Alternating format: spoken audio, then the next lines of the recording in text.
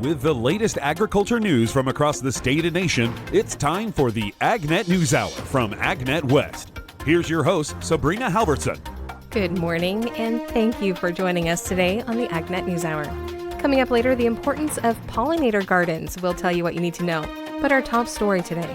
A Texas federal judge has temporarily blocked a USDA disaster relief program from giving preferential funding to women and minority farmers. The judge sided with a group of plaintiffs who claimed the program illegally discriminates against white male farmers. The judge's order ruled the program likely violated the plaintiffs' constitutional rights to equal protection under the law. The publication Agriculture Dive says the judge halted the USDA from making payments or providing additional relief to people based on its, quote, socially disadvantaged farmer or rancher designation until a resolution has been reached. The ruling follows a lawsuit from Texas farmers who claimed they would have received more funding under disaster and pandemic relief programs had they been another race or gender. Critics say the ruling is a step backward following decades of systemic racism and policies that largely benefited white farmers. USDA says the program reflects the Farm Service Agency's interest in correcting past discrimination. Wheat production forecasts in Russia and Ukraine were reduced by USDA this month, but what is behind this decrease?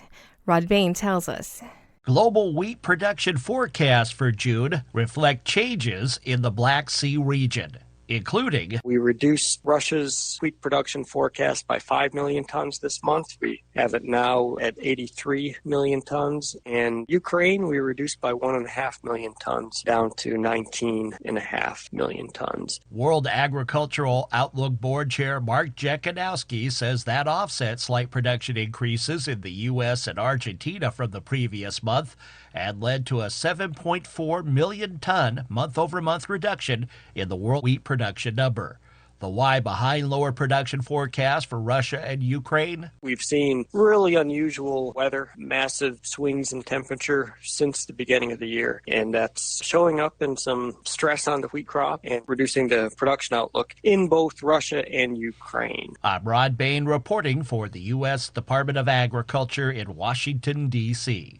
Case IH continues incorporating industry-leading technology. Here's Chad Smith with more. Designed for unparalleled productivity, growers can access subscription-free, integrated technology to meet the unique needs of their operations. We have Paul Paplow, farmer, custom harvester, and vice president at U.S. Custom Harvesters, Inc., and Nick Strom, a farmer from South Dakota, to talk about their experience with the AxioFlow 260 combine. When we actually got in the field and we started getting hours behind the wheel, so to say, having the 1200 in the combine, it was funny how much different the whole experience felt. It just felt like a much more rich experience that was way more like fitting for the combine's abilities. Probably the best thing I like about the 260 series as of now is they added a lot of technology into the machine and they kept the reliability in the machine. Premium technology is a big component to the AxioFlow 260 series combine, and technology is crucial for today's operations. They talked about their experience using the technology. The dual 1200 monitors are very nice. So you can watch two different monitors. You don't have to flip through screens as often. So less time messing around with the screens. You get all your data that you want, plus all your GPS headings. You could definitely tell there was a difference in the quality of the guidance. There's no doubt. The way the corn heads worked, the lines that you set, much more fluid transitions as far as turns go in corn, following rows better. They talk about how the technology improved their harvesting. I think our first model year combine with Harvest Command was 21. So we've had it since 2021, because I think from now on, I'm going to be very likely to just use max throughput all the time, whether it be in corn or soybeans. I was pushing over 5,000 bushel an hour a lot when I was running in max performance, and I was hitting 6,000 from time to time. So it was like, I didn't really know that was something that I could even expect out of a Class 8 machine.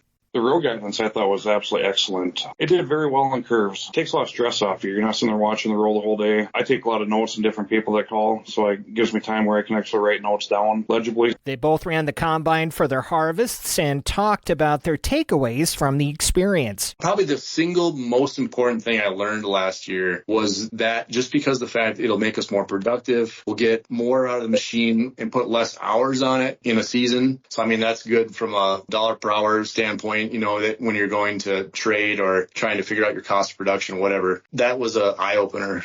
So I would say going from the Pro 700 to the Pro 1200 is just technology and the available technology. With the Pro 1200, you can do a remote monitor viewing or screen viewing. I can't always be in all of our machines since we're in 10 machines. But when they get the Pro 1200 in there, I can always look at all their screens. I can see their settings. I can see exactly what they're doing. So the Pro 1200 is going to allow more of a management aspect to the combine or your operation. There's just so much more technology, and you got the grain cam so you can see the cracks, where a Pro 700 you don't have the grain cam. Yeah, it just offers so much more. The auto steer system is more accurate. You don't get the wave, the weave in it. Everything with the Pro 1200 and the Vector Pro is advanced. It's way better than what we did have. For more information, visit caseih.com or talk with your local Case IH dealer. Chad Smith reporting. You're listening to the AgNet News Hour. I'm Sabrina Halvorson. Chuck Zimmerman has today's National Spotlight. I'm visiting with Jim Wilson with Ag Gateway. And first of all, Jim, what do you do for the organization? So I'm the Chief Technology Officer, and I oversee the kind of publication and maintenance of all of our resources that we publish. My counterpart, Ben Craker, oversees the actual working groups that do it, but then once they're done with their work, they hand it over to the group I run, and we make sure that it gets published in a consistent manner for the world to use. Well, you've been busy because we have an announcement just this week about the ADAPT project, which is now published the ADAPT 1.0. Tell us what that means. Yeah, well, let me just correct the terminology. So it's actually ADAPT Standard 1.0. So ADAPT would be kind of this set of resources that includes the wildly successful ADAPT framework, which has been out since about 2014 and been refined over the years. But that's all built on the Microsoft technology stack, and there have been a number of companies who've said, great work, love that you made this open source, but we need something that's not tied to the Microsoft tech stack, and we would like a proper standard. And so over the last couple of years, Ag Gateway experts have been working hard to produce a standard for field operations sorts of data. Now, that's just out here this week, been announced. What does that mean for Ag Gateway to accomplish that? Yeah, well, I mean, first of all, it's a big milestone for us, but it really sets us up for continued development. I mean, even here at the Ag Gateway mid-year meeting at Prairie Meadows in Altoona, Iowa, we're already discussing what are the next steps, what is the right place for it, what do we do with observations and measurements, how do we express irrigation data, where does soil testing data go. We have an incredible set of tools, processes, production methods, ways to give developers the resources they need to get the job done in ways that make them most productive. So I know those would be for discussions maybe starting in the annual meeting later this year, who knows. But how about on the side of your members or farmers for that matter, how much does it mean to them to be able to have this kind of standard? Yeah, well, let's start with farmers. I think from a farmer perspective, they're going to be kind of the secondary beneficiaries in the sense that, farmers just want their stuff to work. When they make phone calls, they don't really want to know the details about the 5G standard underlying a successful phone call or data transfer over mobile. With respect to our members, I think probably the biggest benefit to many of them will be the fact that during the process of producing ADAPT Standard version 1, we took some of the lessons learned from our ADAPT framework development. We were able to clean up some kind of messy architectural aspects of it. We were able to clean out some dead wood. We were able to really sharpen our definitions, improve our processes for producing good, solid documentation that developers can use. So I think it's just this, what we have produced and our ability to quickly duplicate this effort to give developers and others exactly what they need to get the job done. I think, as you said, there's more to come, and we don't know just when that will be, but that's a big step.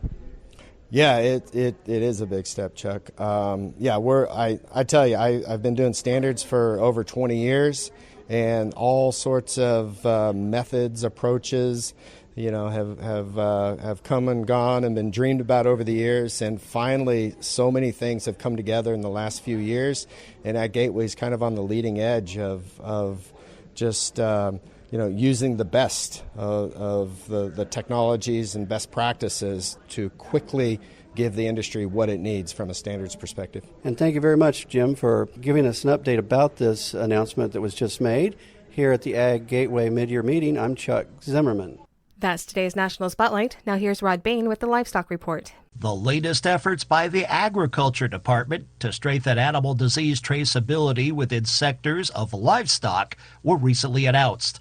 A rule in the Federal Register. The main idea behind that was to allow the USDA to have approved official animal ID for cattle and bison be electronically as well as visually readable, so that all tags that the USDA will approve going forward from the implementation date of the rule will be required to be electronically readable as well as visually readable. And according to Alex Turner of USDA's Animal and Plant Health Inspection Service, that new final rule takes effect in early November. As far as the final rule versus the existing rule that it replaces, there's not a lot of changes there. It's a small amount of changes, but it is a big change for the people that are impacted. He acknowledges animal ID tags, including radio frequency ID units, are nothing new in animal disease traceability efforts of over 2 decades. Including in 2013 to actually put an animal disease traceability rule in the Code of Federal Regulations. In the CFR there, that became 9 CFR Part 86, the Animal Disease Traceability Rule, which covers requirements for livestock species to have interstate movement requirements for documentation as well as official animal identification. The new final rule, set to take effect later this year, is the first such amendment to the Animal Disease Traceability Rule, according to Turner. And while it applies to certain cattle and bison, others in the livestock industry are paying attention to these specific traceability efforts. A couple of commodities we know where there's been some industry interest are the sheep and goat industry as well as the swine industry have both expressed some interest in, could electronic ID work for us? And if so, how would that work for us with our current regulations and with our current industry to help to improve the traceability in those species? I'm Rod Bain reporting for the U.S. Department of Agriculture in Washington, D.C. This is the AgNet News Hour. I'm Sabrina Halvorson. We will be back in just a moment with more agriculture news. Coming up in a few moments, we'll have today's This Land of Ours report, but first, more of the day's agriculture news. And with today's AgNet West headlines, here's Brian German. Increasing interest in using biologicals is creating additional need for more specialized training. Extension entomologist and professor in the Department of Horticulture at Oregon State University, Surendra Dar, explained that the demand for more reduced-risk pest control is increasing the need for additional researchers and professionals with expertise. When you look at these biologicals, especially those based on microbials, it is a highly specialized area of work. If you take insect pathology, that is studying the diseases of insects or other arthropods, there are people who spend their entire careers on one organism or a group of similar organisms that belong to a group. These people are retiring, and very few universities, or maybe just 1 or 2 universities in the United States, are offering courses related to insect pathology. And then, we need more people to be trained in this area. So there are more graduate students and, becoming experts in insect pathology and related fields, and they can use their knowledge when they graduate either to conduct more research or use that knowledge to address pest issues using these microbial control options. The first credits from the Bayer Carbon Program have been issued, with more on the way. The credits represent carbon dioxide removed from the atmosphere through regenerative farming practices such as no-till, strip-till, and cover cropping. The Bayer Carbon Program pays farmers for these practices, which are verified by an independent party before NORI issues the credits. NORI has added more than 125,000 soil carbon credits through the program, the largest single issuance in NORI's history. Each credit, called a regenerative ton, equates to 1 ton of CO2 stored for over 10 years, with benefits like improved soil health and reduced erosion. The partnership between Nori and Bayer is meant to help create a robust carbon market, supporting climate-conscious companies and advancing regenerative agriculture. Another 240,000 credits are expected to be issued later this year. Farmers are being reminded to report their crop acreage to their local Farm Service Agency office after planting is complete, with most reports due by July 15th. Accurate and timely reporting is crucial for accessing benefits like safety nets, disaster assistance, and crop insurance. To file, farmers must provide details about their crops such as type, use, acreage, and planting dates. Special rules apply if planting is delayed or if additional land is acquired, and for crops covered under the Non-Insured Crop Disaster Assistance Program, reports are due earlier, especially before harvesting or grazing begins. Farmers with perennial forage crops can opt for continuous certification, meaning they report once and don't need to report again unless there are changes. Farmers can access their records and maps online via the farmers.gov portal, and local FSA offices can provide further information about crop acreage reports. A recent report examines the role of cover crops in the era of the Sustainable Groundwater Management Act. Key findings of the report indicate that cover cropping can significantly improve soil health, water infiltration, and reduce runoff. However, its water impacts are variable and context dependent. The report highlights that cover crops' evapotranspiration is minimal in winter months compared to bare ground, supporting their water efficiency. The analysis reveals that current groundwater sustainability agencies may unintentionally discourage cover cropping due to a lack of recognition of its water-related benefits. The recommendations in the report include enhancing research on cover crops' water impacts, improving GSA guidance and methodologies, and securing funding for effective SIGMA implementation. The report emphasizes adaptive management and providing GSAs with better data and support to integrate cover cropping into sustainable water practices. As part of its 2024 seminar series, the California Avocado Society is hosting an event next week in Valley Center near Escondido. The field day at Jackson Avocado Ranch will highlight several topics and will take place on Tuesday, June 25th, beginning at 9 a.m. The Jackson Avocado Ranch is one of the new avocado ranches planted in the Valley Center region. Topics will include general avocado pruning practices, growing reed and gem avocados, and how to plant a clonal rootstock tree. Ken Melvin from the California Avocado Commission will be providing the latest information on the fruit fly quarantine. Recordings of previous installments of the California Avocado Growers Seminars highlighting cultural practices in a wet year and fertilizers and fertilization are also available online. More information can be found at californiavocadosociety.org/seminars. I'm Brian German for AgNet West Radio Network. Have you planted a pollinator garden? We'll talk about why they're important coming up on This Land of Ours. June 17th through the 23rd is National Pollinator Week, and also a good time to consider having a pollinator garden. USDA researcher Gail Hoffman tells us the importance of pollinator gardens in the overall well-being of pollinator populations.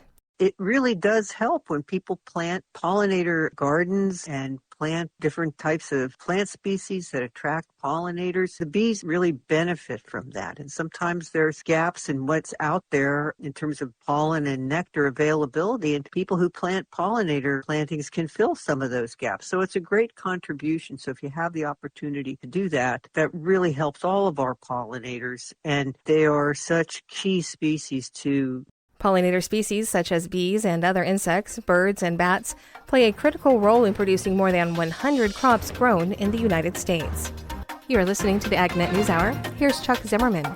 I'm visiting with Stuart Ray, and first of all, Stuart, tell me what you do. I am an independent consultant. I specialize in ag data quality, data strategies around ag data. I'm also the technical chair of the ADAPT committee, so I'm heavily involved in standardization work. We just had a committee meeting, and we've got an announcement here this week. This has to do with ADAPT, of course. First of all, just give us a quick definition of what ADAPT is. Sure. We're super excited about this. ADAPT is a common object model for agriculture. It is a domain model. It's what's called a domain model. And in it, we have these business objects that everybody in the ag industry uses. Think farm, think field, crop zone, product. All of these objects are necessary in exchanging data between stakeholders within the ag industry. For instance, I'm a grower, and I have the local retailer apply fertilizer to my field. I need to send that local retailer my field boundary. I need to send that local retailer the mixture of fertilizer that I want. And then he needs to send me the record of what he applied and where he applied it. Make sure it was on the right field. Who was the operator that applied it? All of these things I need for my records, because ultimately that's me applying fertilizer to my field that might have runoff, me using diesel fuel that might have a carbon impact. All of these things I have to be concerned about as a grower now. And so ADAPT is a language for communicating that data and moving it between participants. Well, when I said announcement, we have an ADAPT version 1 that has been published now. What does that mean?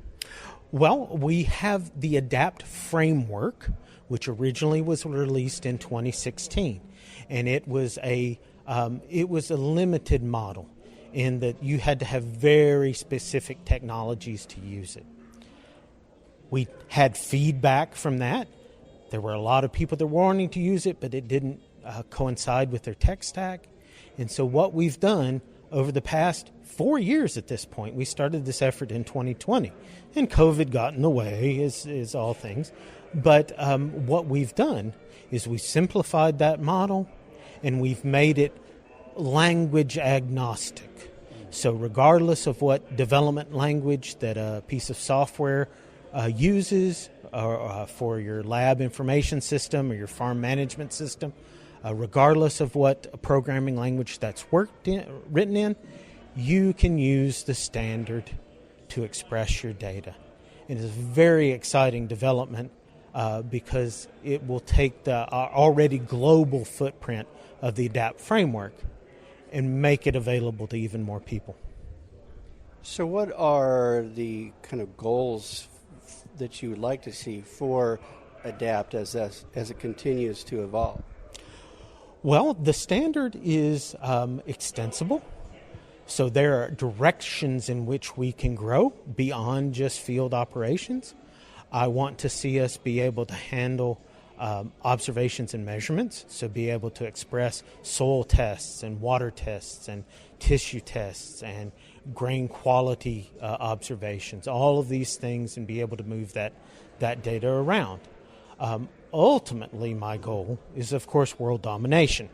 And I say that kind of tongue-in-cheek, but realistically, all of this data that is gathered at the grower level, mainly, if it is of sufficient quality, it's going to be usable any number of places in research, in helping companies evaluate the effectiveness of their products, crop protection products, fertilizer products.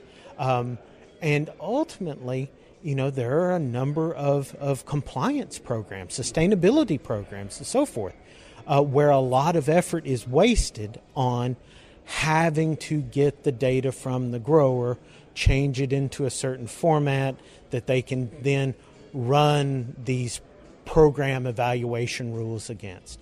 My goal for ADAPT is to be that common language for that input data into all the many programs for sustainability, traceability, carbon sequestration, all of that. Because ultimately, this all goes back to the grower. And it all goes back to what the grower is doing every day on his field. And he's the one with the right knowledge, in the right place, at the right time, to be able to capture meaningful data.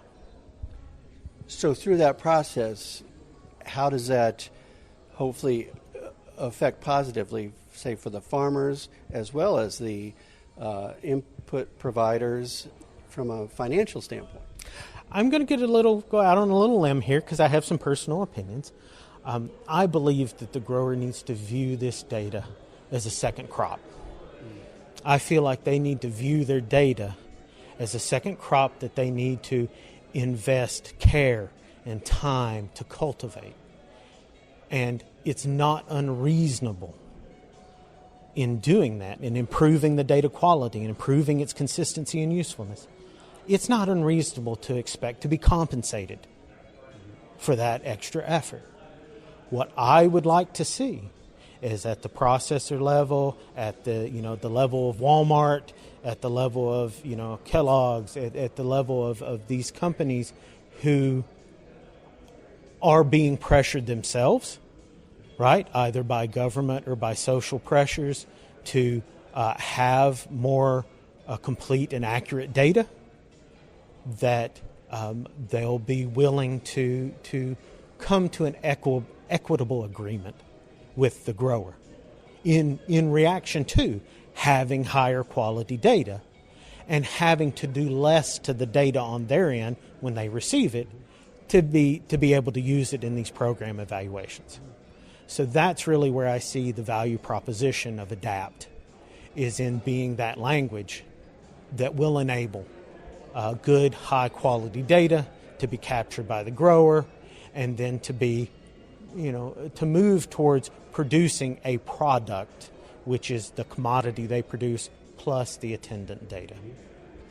All right, well, thank you very much, Stuart, for taking time to visit with me here. We're at the Ag Gateway mid-year meeting. I'm Chuck Zimmerman reporting. This is the AgNet News Hour. We will be back in just a moment with more agriculture news.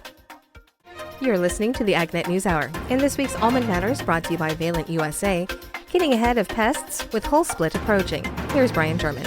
In this week's Almond Matters, brought to you by Valent USA, we're joined by Todd Berkdahl once again, Field Market Development Specialist with Valent.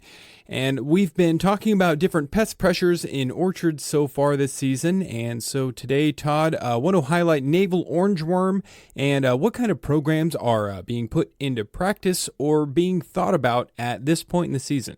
Well, the navel orangeworm, Brian, has been relatively high pressure the last couple of years anyway. And, I think that's a direct reflection on the industry. People are trying to conserve, cut back wherever they can. And sometimes you save a little, but you spend a lot. And in this case, navel orangeworm is still out there. It's tenacious. And if you don't get on it and knock it out, especially before hull split, you run the risk of having, significant infection in your crop. And, that means dockage at the processor and whatnot. So the problem here is navel orangeworm, if you have traps, you can check those traps, for flights. You can watch the degree days for the flights. It gives you just a ballpark of when to start making application. Biggest thing is staying on it, starting early. I've told you this before, an ounce of prevention is worth a pound of cure. I'm a big proponent of getting it on it early and knocking it out before it becomes a problem. And so with that said, there's a lot of options out there to knock out navel orangeworm, kill a navel orangeworm. You can go after the adults. Trapping, the pheromone mating disruption has been effective, but it's also been not effective. So I think that, you need to know what's going on. Sometimes it's a matter of placement of the pheromone puffers and whatnot, the traps that attract the males. The other thing is if you're going to be doing a spray, for mites or whatever, it's a good idea to put in something for navel orangeworm as well. Even if it's too early, or even if the conditions aren't, they're still out there. Just may not be out there in the high numbers that you would see going later on. And it's been relatively warm the last week or so. Now it cooled off this week. So I would say, putting on something that's softer chemistry. I put in dipel every time we treat, just as a matter of prevention. A pound of dipel with whatever I'm spraying. It's relatively inexpensive, and it's soft. It doesn't mess up your predators out there. Other things that you knock out predators with some of these treatments. The other one is using something like Altacor, and even if I use Altacor, I usually throw a dipel in the tank with it. I know there's some other stuff out there that's soft chemistry, but Altacor's, the dipel's been proven. It's been around for 50, 60 years now. It still works very, very well. And it's the right blend of the cryotoxins to kill navel orangeworm. It's not a sure thing as far as, getting coverage is always really key to getting the navel orangeworm. Getting the coverage you can kill. The larvae need to ingest the cryotoxins from the dipel before they get inside the nut. Once they're inside the nut, it's over. There's nothing you can really do. There's nothing. You've got to knock them out before they get inside. So putting on something prior to hull split is absolutely essential. And again, ounce of prevention is worth a pound to cure. So that's my 2 cents on it. If you have to go in afterwards, you're just not really going to do a good job. Once hull split's taken place, it's too late. You can put it on at hull split. That's a good thing, but I recommend putting on a treatment before hull split, 7 to 10 days, and then at hull split at the very onset of hull split, not after everything's opened up. At the very onset, you've got to get material out there to control those larvae from getting inside the nut or inside to the meat, inside the shell. That's my take on it. Again, ounce of prevention, a pound to cure, spray to get good coverage, start early. And that's been good in the programs that I've been working with. We have put together a program last year. We sprayed 3 times prior to hull split. I know that people can't get that because of the cost of 3 applications for 1 pest. But if you were going on anyway with other things, fungicide or a miticide spray, you can tag team it there too. But staying on it early is better. And with this hinging largely on timing of hull split in some of the orchards you've seen, what kind of timing might we be looking at? I mean, where's the development at this point in the season?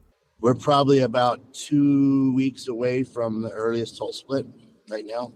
I'd say 12 to 15 days, somewhere in there. I mean, it's cooled off now this week, so that'll maybe, slow things down a little bit, but it's still, we're looking chronologically probably right around the first week in July, which is about 2 weeks away.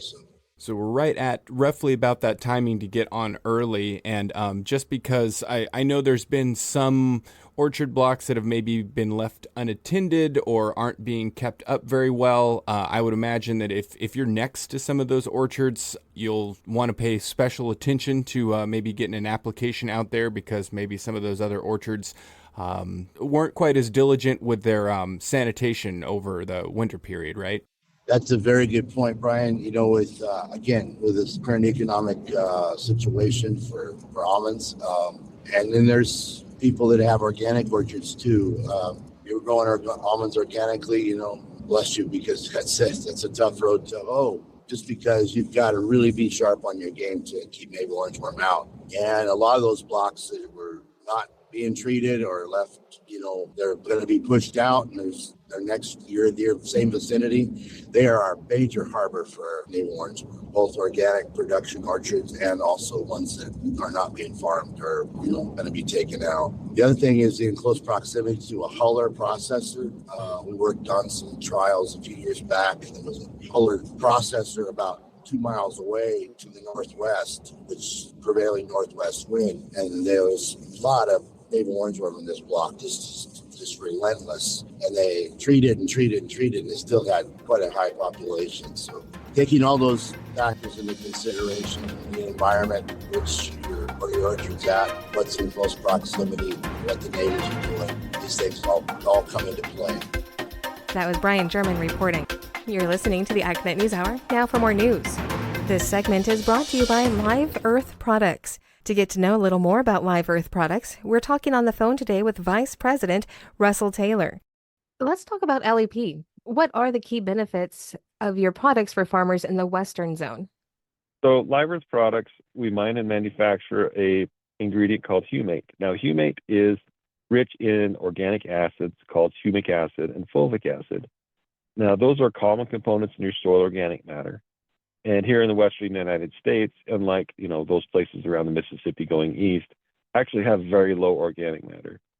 Now, your organic matter is key think of it as the pantry in the soil. So it's key to water retention, nutrient retention, nutrient cycling, microbial activity, those kind of things.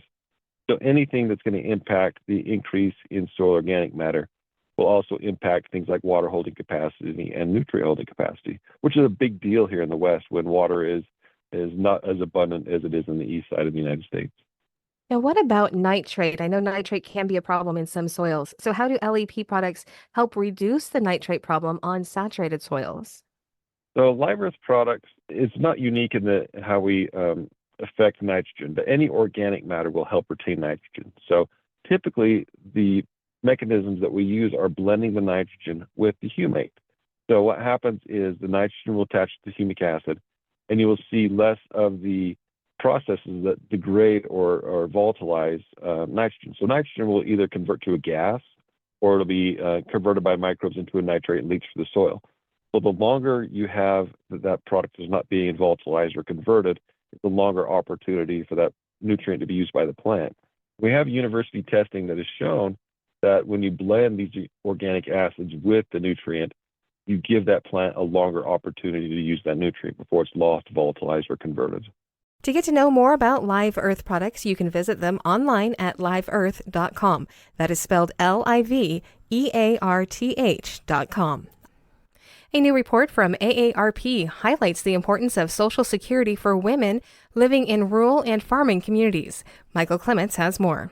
AARP Oklahoma State Director Sean Voskuhl says Social Security is vital for rural residents, but especially for women. Women rely on Social Security payments they earn through years of their hard work, as well as the benefits that their partners have earned. However, it's no secret that women earn less money than men and are more likely to leave their jobs or cut back hours for child care or loved ones. Because of this, women often end up with smaller Social Security benefits and less savings. The report polled residents in Iowa. Voskuhl explains the findings. Women make up the majority, 55%, of older Iowans receiving Social Security. Thus, women rely more on Social Security as a percentage of their retirement income than men. Additionally, women live longer than men, making Social Security even more important. While Social Security is financially strong today, congressional action is needed to address looming shortfalls. Older rural residents need certainty that Social Security will be there for them in the future, which is why Congress must develop a bipartisan, comprehensive plan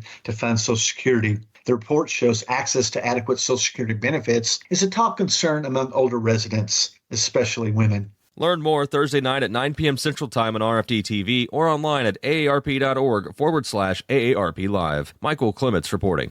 June is National Home Ownership Month, and Gary Crawford has a story on a unique rural housing program. In the movie Field of Dreams, it was build it and they will come. But the USDA has a home ownership program that says if you come, you might be able to build it.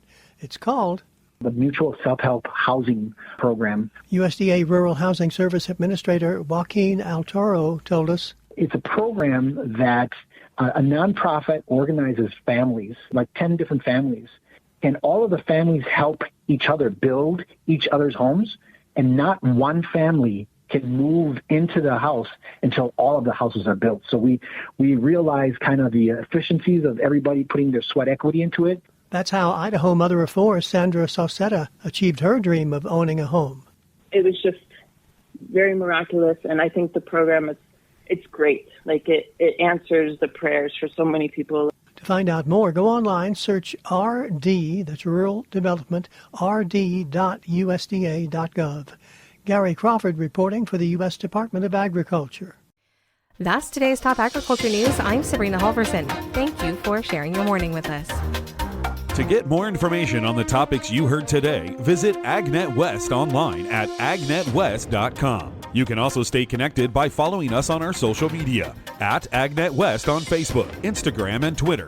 You can also find our broadcast team of Brian German and Sabrina Halvorson on Facebook and Twitter. Thank you for listening to the AgNet News Hour from AgNet West. AgNet West Radio Network, your primary choice for agriculture news.